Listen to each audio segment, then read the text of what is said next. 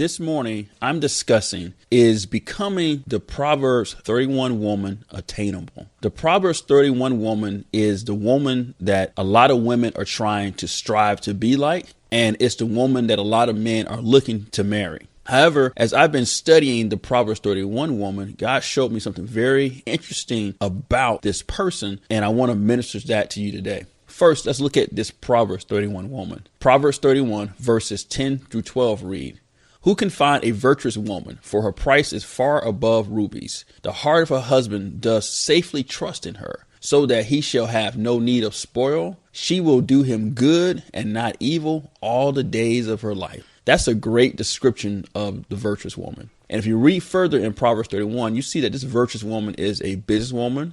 She's a clothes maker. She's a real estate investor. She's a house manager. She's a great mother. She's a great wife. She gives to the poor. She always speaks wisdom. So really, this is like a superwoman. And a lot of women are trying to be this superwoman. And unfortunately, a lot of women are not having great success. It's becoming a stress point.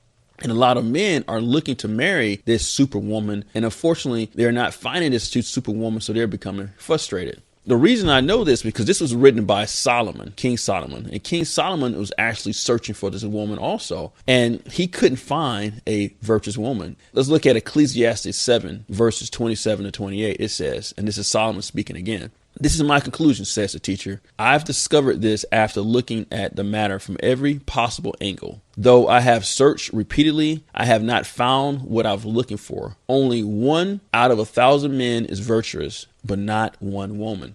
So Solomon wrote the virtuous woman proverb, but also he wrote Ecclesiastes saying he couldn't find one. So we have a problem here. So women are trying to be the virtuous woman. Men are trying to find a virtuous woman, but women are having trouble becoming that, and men are having trouble finding that. The reason why you're having trouble with it, what God is showing me, is that the virtuous woman is not found, but she's made through marriage. Let's look at Ephesians 5, 25 to 27. It says, "Husbands, love your wives, even as Christ also loved the church and gave himself for it, that he may sanctify and cleanse it with the washing of water by the word, that he may present it to himself a glorious church, not having spot or wrinkle or any such thing, but that it should be holy and without blemish." Do you see what it's saying here? The Apostle Paul is telling the Ephesians church that your wife is a representation of the church and the husband is a representation of Christ. And so if you look at this concept of marriage, the wife is not coming to the husband perfect. The wife is coming to the husband as raw material. And through the process of marriage, the wife becomes virtuous. The wife becomes without blemish. And then you start seeing the attributes of the Proverbs 31 woman, where it says that her price is far above rubies. Her husband does safely trust in her, so that he shall have no need of spoil. It's because through the process of marriage, the raw material becomes what the husband desires. Let's look at Matthew 13, verse 57 to 58. "And they were offended in him. But Jesus said unto them, A prophet is not without honor, save in his own country and his own house. And he does not many mighty works there because of their unbelief." You may be thinking, why are you reading the scripture to me, James? We're talking about the virtuous woman. Well, think about what Jesus said. He said, a prophet does not have honor in his own house. And because the prophet didn't have honor, he couldn't do many and mighty works. So think about your wife, guys. If you're not honoring your wife, then she can't do many and great and mighty works. Let's look at 1 Peter 3:7. It says, "Likewise, ye husbands, dwell with them according to knowledge, giving honor unto the wife as unto the weaker vessel, as being heirs together of the grace of life, that your prayers be not hindered." So we see the word honor here again. So if you honor your wife, she can do many mighty works. She can become the woman that you want her to become.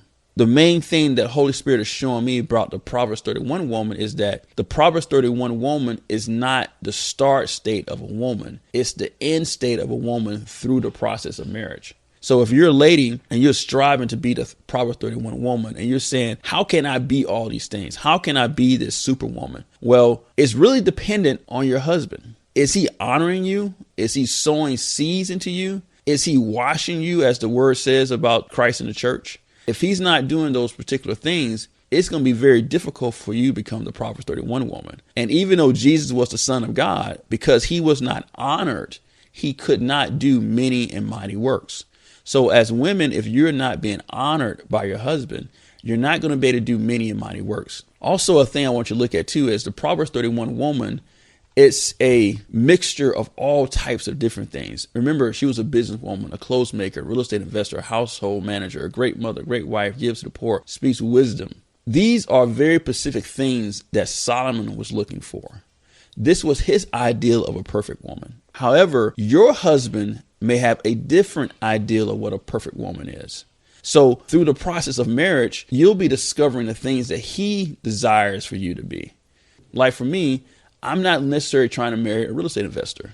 I have other things that I desire for my wife to do. And if I want to pull those things out of her, I have to show her honor and I have to sow into her. This is what it's like it says in Ephesians, that he may sanctify and cleanse it with the washing of the word. In our case, as husband, the washing of the word is us simply sowing into our wives. It's simply sowing honor into them. And as we sow into them, that unlocks a harvest of their full potential, all they can be through marriage and be as a wife and a mother. So without us as husbands sowing honor and honoring her, just like Jesus, he couldn't do many mighty works.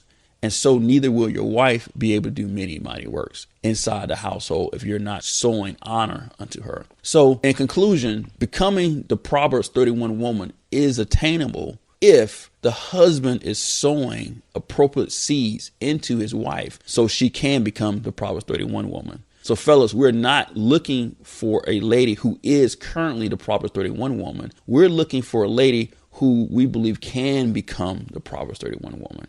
And if you are a single lady right now, your desire, your goal is not necessarily to become this Proverbs 31 woman. It's just to fulfill what God has in your heart. And when you meet up with your husband, then through that process of marriage, you shall become this Proverbs 31 woman. If you're already married as a wife and you're trying to attain to the status of the Proverbs 31 woman, you have to speak with your husband to see what does he desire out of you. It may not be all these attributes of the Proverbs 31 woman. And if you're a husband and you want your wife to be a Proverbs 31 woman, you have to have a clear understanding of who you want her to be and sow the appropriate seeds to allow her to express her full potential. Now, if God brought you two guys together, he would not have brought somebody to you as the husband who couldn't be who you want to be. And as the wife, God will not bring a husband to you who's going to try to make you somebody who he's not called you to be. So we have to have faith and allow God to work in both of us in order to become the wife he's called us to be and become the husband he's called us to be. I hope this message has brought clarity into understanding about this concept of the Proverbs 31 woman, that is not the starting state, but it's the end state after appropriate seeds of honor has been sown. That concludes today's daily word, and I pray that it was a blessing to you. Before we wrap up, if the Holy Spirit is speaking to your spirit to partner with Church for Entrepreneurs, go to churchforentrepreneurs.com/partner. And if you want to connect with our ministry more, go to churchforentrepreneurs.com and join our online community. You guys be blessed, and I'll talk to you soon.